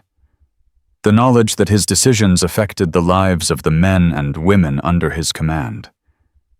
He believed that good leaders embrace that responsibility rather than running from it. The comparison stung because it was accurate. James Sullivan had indeed been the kind of leader who accepted responsibility for his actions and their consequences. Reynolds had spent 3 years running from the consequences of his failures. Colonel, Staff Sergeant Hawkins said suddenly, "If I may speak freely, this program could be exactly what the military needs. Too many good soldiers have died because someone up the chain made decisions based on politics rather than soldier welfare." Other soldiers nodded in agreement, their faces reflecting years of frustration with leadership failures that had cost lives and compromised missions. Ghost Sullivan wasn't the first soldier to be abandoned by command, and he won't be the last unless something changes, Corporal Martinez added. This program could be that change. Reynolds looked around at the faces of his soldiers, men who had followed him into combat, who had trusted him with their lives, who had believed in his leadership until this afternoon's revelations shattered their faith. The memorial program offered a chance to rebuild that trust, even if it meant acknowledging his past failures. "If I support this program," Reynolds said finally, "I want it understood that my decision is based on its merits rather than any admission of wrongdoing regarding Syria." Emma nodded graciously. "Of course, Colonel. The program stands on its own merits as a way to improve military training and accountability." The diplomatic phrasing allowed Reynolds to save face while accepting Emma's proposal. It was a small victory in a battle he had already lost, but it represented the possibility of a future that didn't end in disgrace and imprisonment. "Then I'll recommend the James Sullivan Memorial Marksmanship Program to Base Command for approval." Reynolds said the words feeling strange in his mouth. A cheer went up from the assembled soldiers, the first genuine enthusiasm they had shown since Emma's arrival at the range. For them, the program represented hope that future soldiers might be better protected from the failures of their leaders. Emma stepped forward and extended her small hand to Reynolds. "Thank you, Colonel. My father would be proud to know that his sacrifice led to something that could help other soldiers." Reynolds shook her hand, struck by the firmness of her grip and the maturity in her eyes. Emma Sullivan was unlike any 12-year-old he had ever encountered. She possessed a combination of strategic thinking, emotional intelligence, and moral clarity that was remarkable at any age. "There's one condition," Reynolds said as they shook hands. "I want you to serve as a program advisor. Your insights into your father's training methods and your vision for military accountability would be valuable to the implementation process." Emma's smile suggested that she had been hoping for exactly such an invitation. "I would be honored to serve in that capacity, Colonel." As the afternoon sun began to set over Fort Bragg, casting long shadows across the firing range where everything had changed, Reynolds realized that he had just participated in something historic. A 12-year-old girl had walked onto his range, shattered every shooting record, exposed his darkest secrets, and transformed a potential disaster into an opportunity for redemption. The James Sullivan Memorial Marksmanship Program would indeed honor the memory of a fallen hero, but it would also serve as a reminder that accountability and integrity were not negotiable values in military service. Emma Sullivan had ensured that her father's legacy would live on in ways that could protect future generations of soldiers from the failures of their leaders. The little girl who had been mocked for asking to shoot had just revolutionized military training at Fort Bragg, and her influence was only beginning to spread. The transformation that followed Emma Sullivan's extraordinary afternoon at Fort Bragg unfolded with the same precision and inevitability as her perfect shots. Within 72 hours, Colonel Reynolds had submitted the memorial program proposal to Base Command, and within a week, it had received unprecedented approval from officials who were eager to demonstrate the military's commitment to accountability and reform. The speed of approval reflected the political realities surrounding the congressional investigation. Military leadership understood that the James Sullivan Memorial Marksmanship Program represented an opportunity to control the narrative around soldier welfare and command accountability, transforming a potential scandal into a positive story of institutional reform. Emma found herself at the center of a media storm that she navigated with the same calm professionalism she had displayed on the firing range. Interviews with major networks feature articles in military publications, and speaking engagements at veterans organizations all served to elevate her father's story while building support for the memorial program. "The goal isn't to punish individual officers," Emma explained during a particularly intense interview with a CNN correspondent who was pressing for details about the Syria incident. "The goal is to create systems that protect soldiers by ensuring their leaders are held accountable for their decisions." Her ability to stay on message while deflecting attempts to sensationalize her father's death impressed even seasoned political observers. Emma Sullivan had inherited more than just her father's marksmanship skills. She had also inherited his strategic mind and his commitment to something larger than personal grievance. The memorial program's implementation moved forward with remarkable efficiency. General Morrison arrived at Fort Bragg 3 weeks after Emma's initial demonstration, bringing with her a team of retired special operations personnel who would serve as the program's founding instructors. "Ms. Sullivan," General Morrison said during their first formal meeting, "your vision for this program aligns perfectly with reforms that military leadership has been discussing for years. You've provided the catalyst we needed to actually implement meaningful change." The general was a formidable woman, whose reputation for integrity and competence had made her one of the most respected officers in modern military history. Her involvement in the memorial program provided legitimacy that even the most skeptical critics couldn't question. "My father always said that the best leaders are the ones who make necessary changes, rather than waiting for crises to force their hand," Emma replied. "I'm just grateful that the military is willing to embrace his vision." The first class of students for the memorial program included soldiers from across the special operations community, men and women who had served with James Sullivan or knew his reputation. Staff Sergeant Hawkins had volunteered to be part of the inaugural class, along with Corporal Martinez and several other soldiers who had witnessed Emma's demonstration. "It feels right," Hawkins explained to a reporter covering the program's launch. "Ghost Sullivan saved a lot of lives during his career, and now his daughter is finding ways to save even more lives through better training and accountability." The curriculum that emerged from the development process was unlike anything in existing military training programs. Technical marksmanship instruction was combined with case studies in military ethics, leadership accountability, and tactical decision-making under pressure.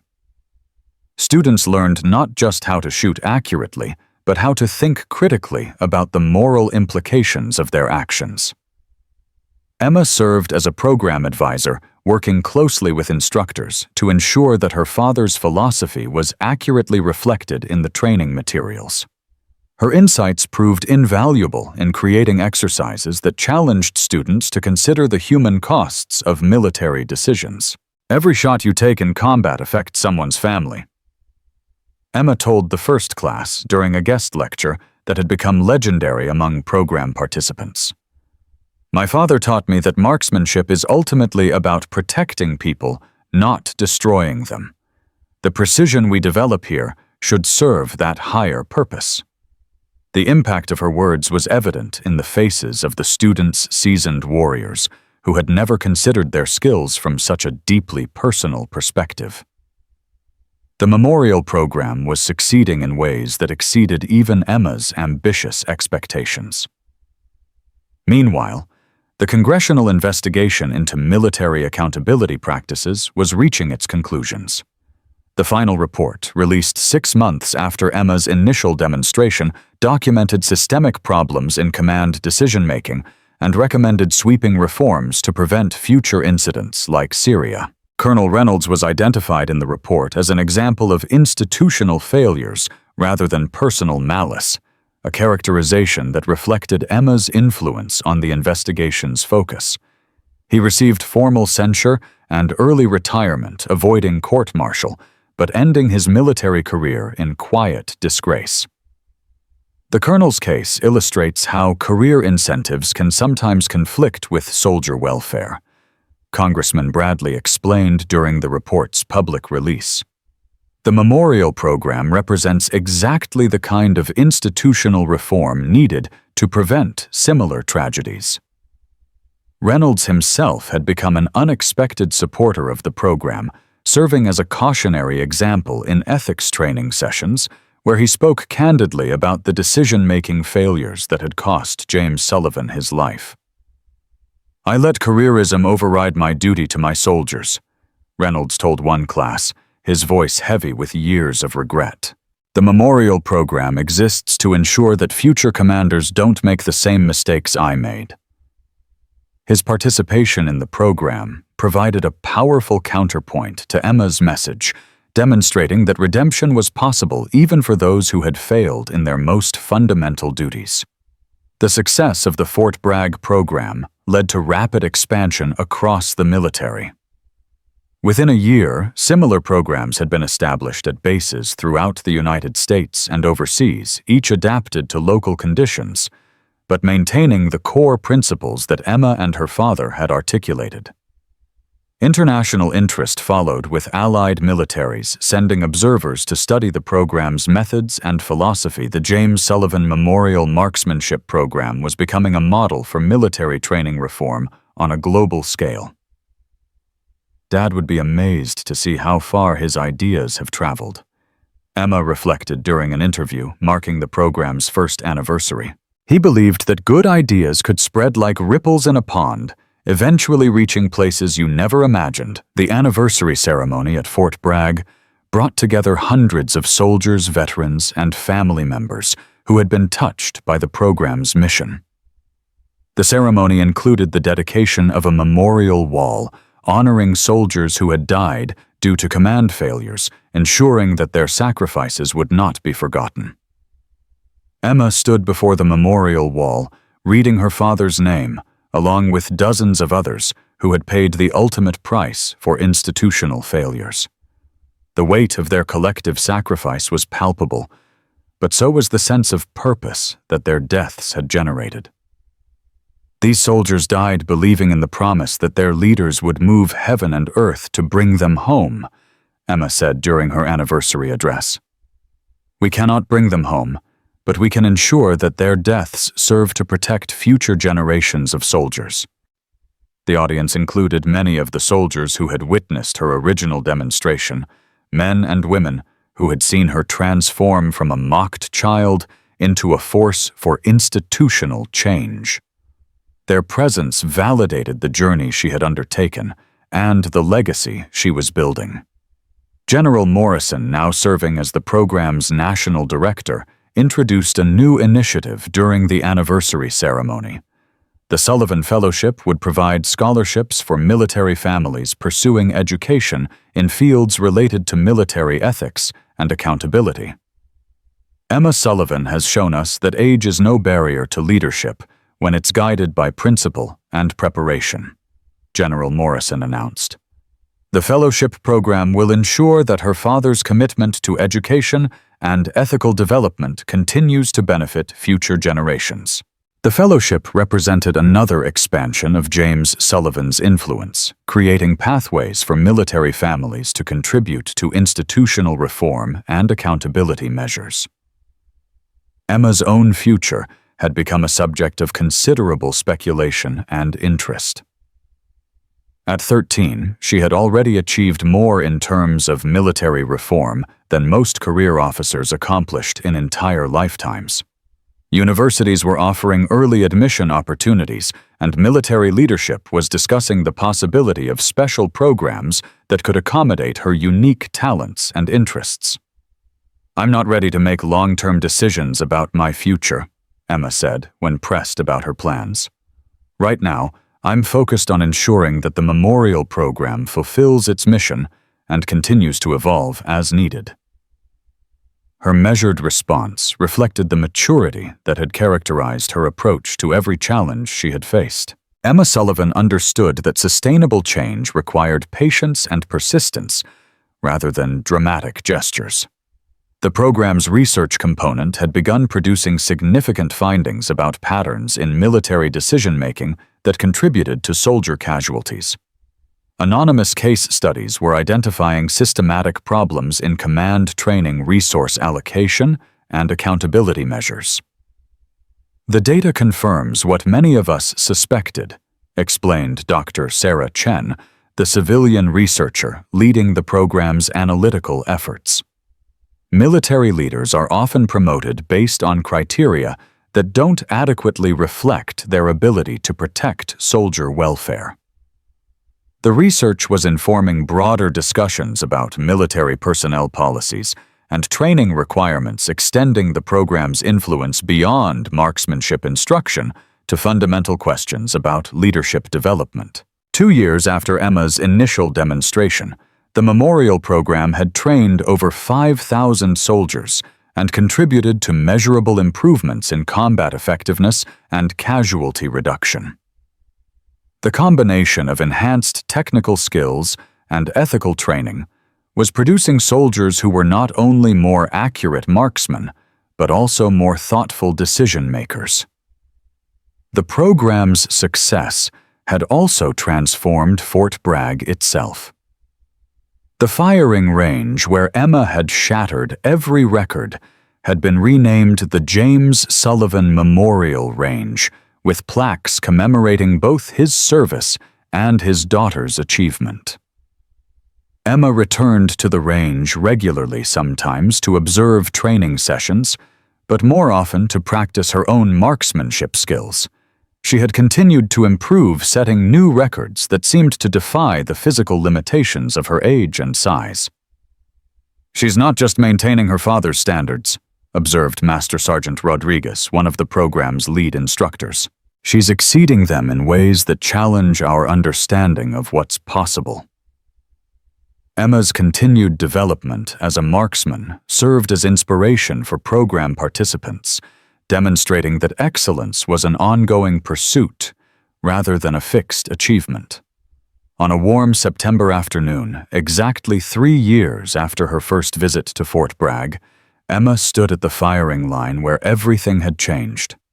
The range was quiet, except for the distant sounds of training exercises, and she was alone with her thoughts and her father's rifle. She had come to practice, but also to reflect on the journey that had brought her to this moment. The frightened, grieving child who had walked onto this range with questions about her father's death had evolved into a national figure whose influence extended far beyond military circles. The memorial program had exceeded every goal she had set, but more importantly, it had created lasting change that would protect soldiers for generations to come. Her father's legacy was secure, transformed from personal tragedy into institutional reform that honored his memory while serving the living.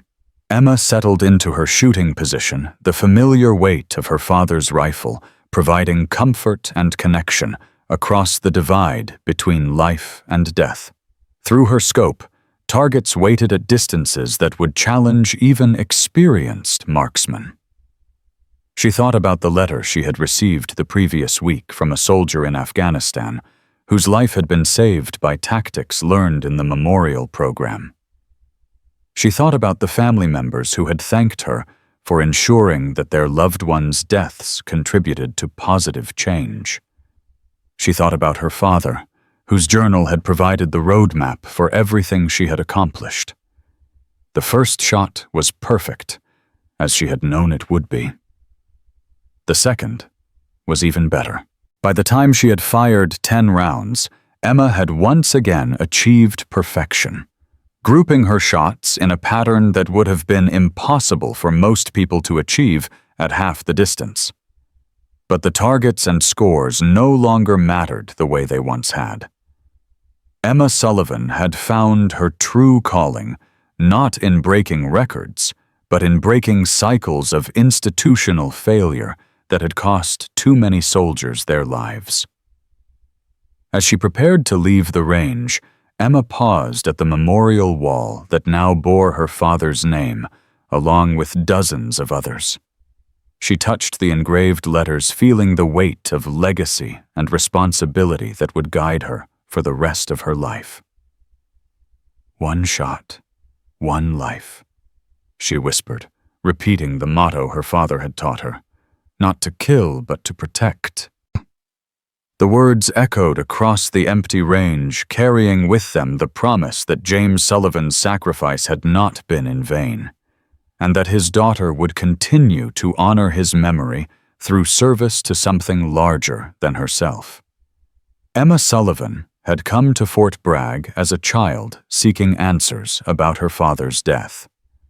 She left as a leader whose influence would shape military culture for generations to come, proving that the most powerful weapons are not rifles or bullets, but truth, courage, and an unwavering commitment to protecting those who serve. The legacy of James "Ghost" Sullivan lived on not in the records his daughter had broken or the medals he had earned, but in the lives that would be saved because one small girl had the courage to demand accountability from those in power and the wisdom to transform tragedy into triumph. 5 years had passed since Emma Sullivan first walked onto the firing range at Fort Bragg, and the world had changed in ways that even she could never have anticipated. The James Sullivan Memorial Marksmanship Program had evolved far beyond its original scope, becoming a cornerstone of military training reform that influenced policies from Washington to allied nations around the globe. Emma, now 17, stood before the United Nations Security Council in New York, addressing an assembly of military leaders, diplomats, and human rights advocates about the intersection of military accountability and international peacekeeping operations. Her presence at such a prestigious forum reflected how far her influence had spread beyond the confines of American military bases. The principles my father died defending, honor, accountability, and the sacred duty to protect those who serve are not uniquely American values. Emma told the assembled delegates, her voice carrying the confidence that years of public speaking had developed. They are universal principles that should guide military operations wherever they occur. The invitation to address the UN had come following the publication of her book, The Space Between Heartbeats: A Daughter's Journey from Grief to Reform, which had become an international bestseller and required reading at military academies worldwide.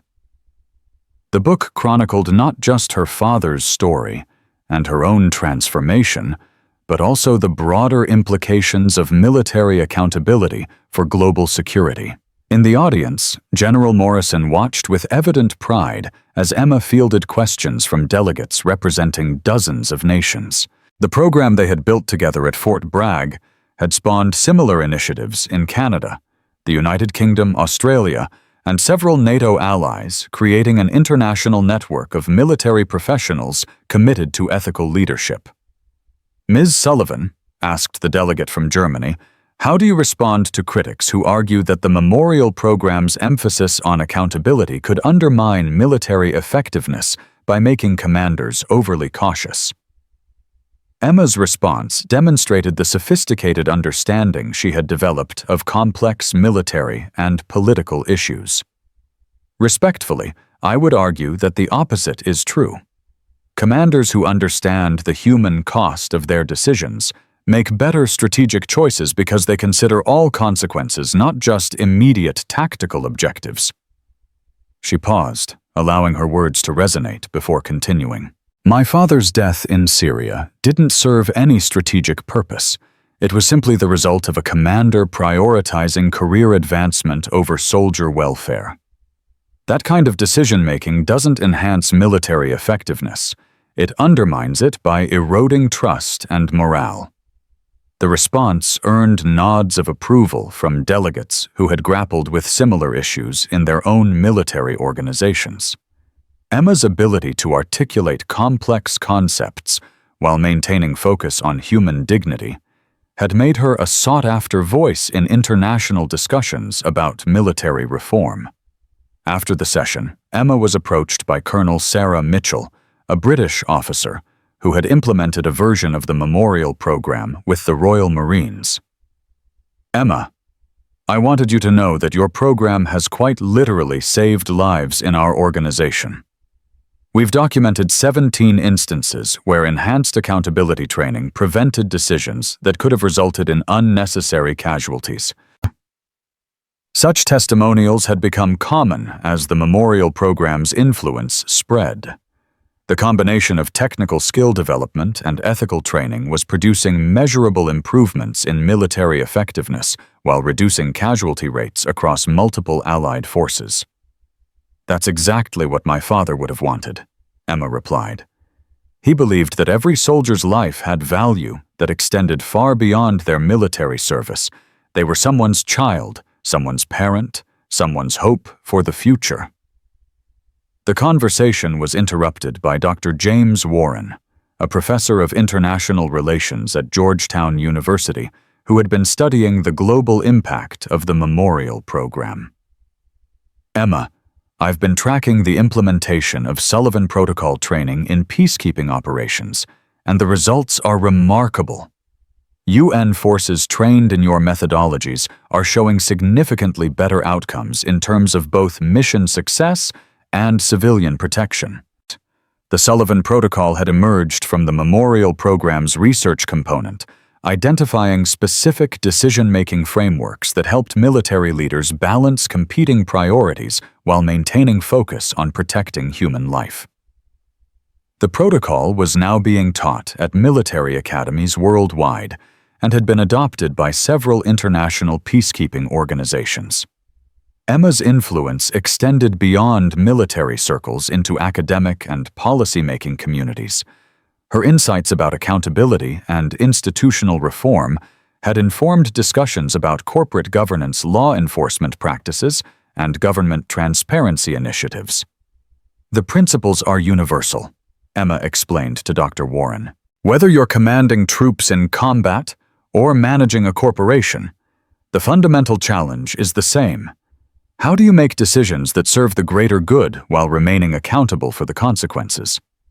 That evening, Emma attended a private dinner hosted by the French ambassador, where she met with representatives from several international humanitarian organizations who were interested in applying memorial program principles to their operations.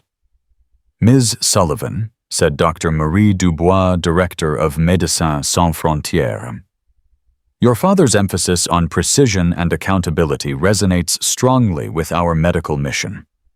We're exploring how to adapt your training methodologies for healthcare workers operating in conflict zones. The conversation reflected how Emma's influence had transcended military applications to impact broader humanitarian efforts. The memorial program's focus on ethical decision-making under pressure had applications wherever people faced life and death choices in challenging circumstances. Emma's academic achievements had been equally impressive. She had completed her high school education through advanced independent study while maintaining her involvement with the memorial program and had been accepted to Harvard, Stanford, and West Point with full scholarships to each institution.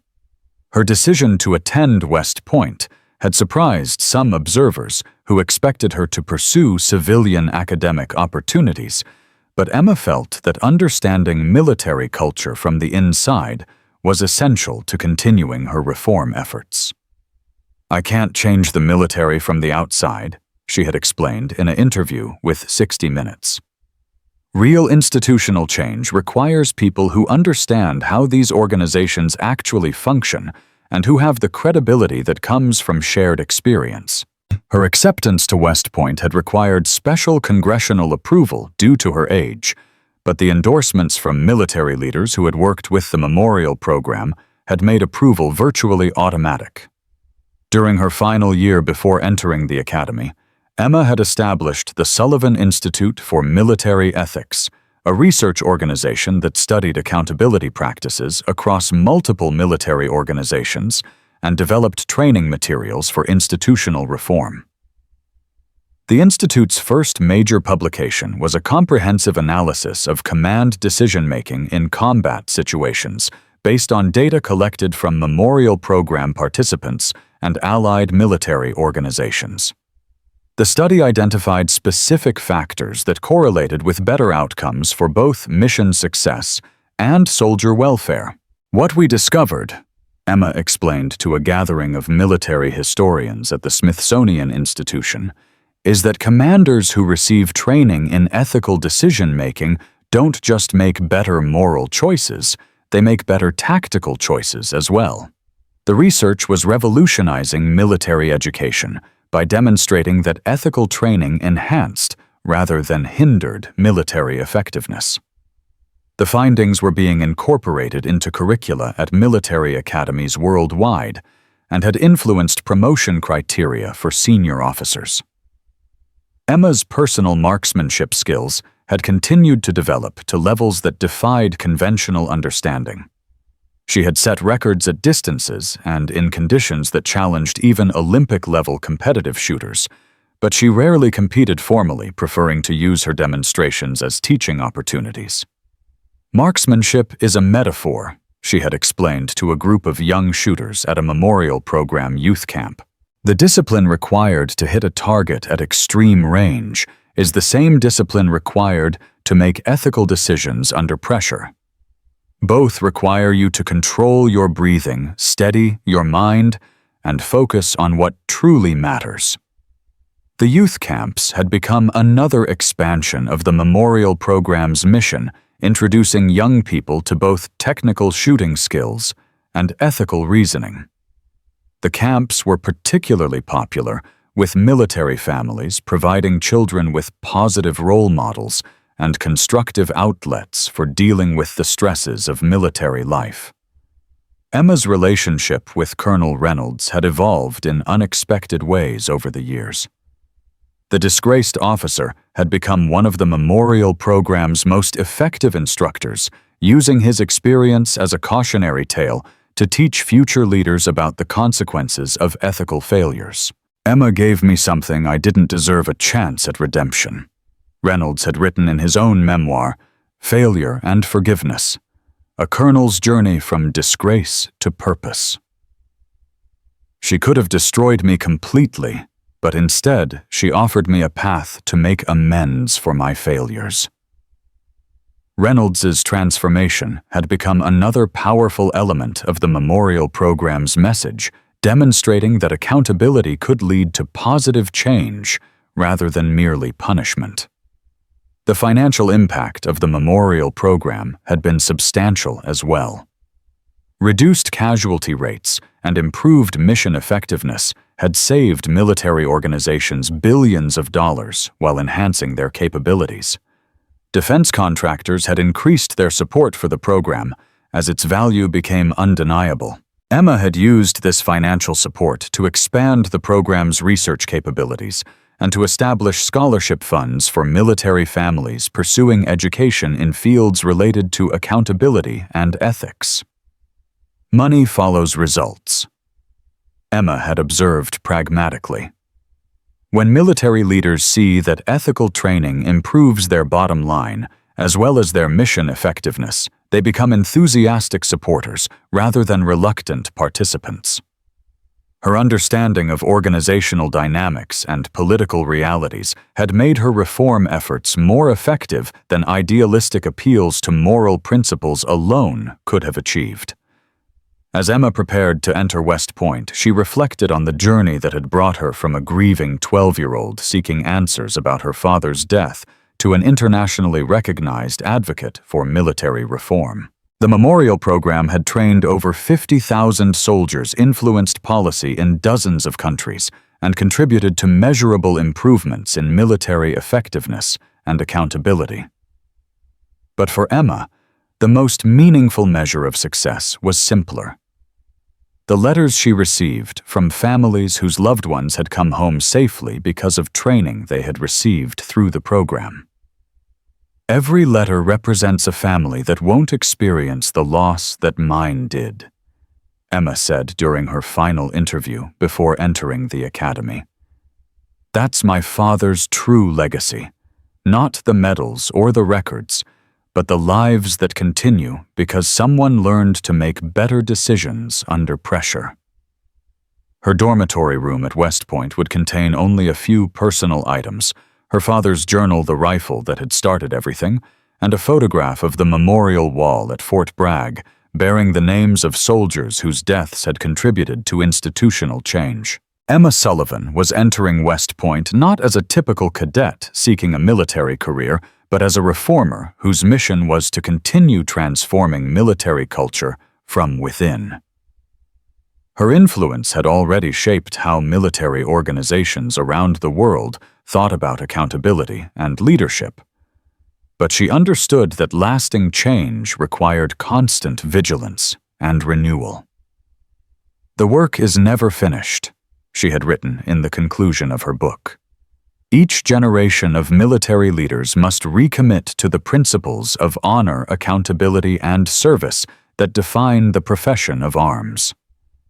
My father's death taught me that these principles aren't just words, they're promises we make to each other and to the people we are sworn to protect. The ripple effects of that August afternoon at Fort Bragg continued to spread, touching lives and changing institutions in ways that would endure long after Emma Sullivan had completed her own service. Her father's legacy lived on, not just in the records she had broken or the programs she had established, but in the countless decisions made by military leaders who had learned to value human life above personal advancement. The little girl who had walked onto a firing range seeking justice for her father's death had become a force for institutional change whose influence would shape military culture for generations to come, proving that sometimes the most powerful revolutions begin with a single person willing to demand accountability from those in power. Emma Sullivan's story was far from over, but the foundation she had built ensured that her father's sacrifice would continue to protect soldiers and their families long after her own name joined his on the memorial walls of military history.